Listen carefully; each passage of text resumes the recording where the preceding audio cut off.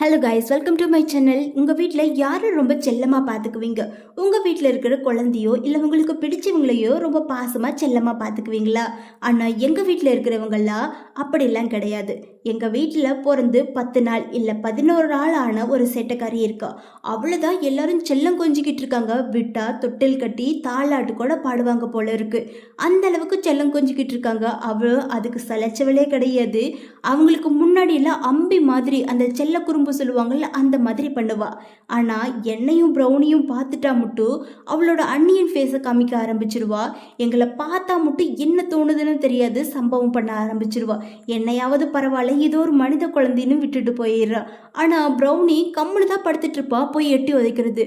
உடனே ப்ரௌனிக்கு கோவம் வந்து அவளை துரத்துனா எங்கள் வீட்டில் எல்லாத்துக்கிட்டையும் திட்டு வாங்கி கொடுத்துடுவா. அப்படியே அவங்க அம்மா கிட்ட போய் நிற்பா. அவங்க அம்மா அவனை திரும்பி ஒரே ஒரு முறைச்சு ஒரு மூச்சு விடுவான். என் ப்ரௌனி பயம் வந்து ஒரே ஓட்டம் ஓடி போயிடுவான். அதுக்கப்புறம் அவள் பக்கத்தில் கூட வரமாட்டான். மறுபடியும் வந்து வம்பிழுப்பா. இப்போ யாருக்கு திட்டு விழுகும்? எங்களுக்கு தான் திட்டு விழுகும். அதனால கம்மன் இருந்தாலும் விடமாட்டா.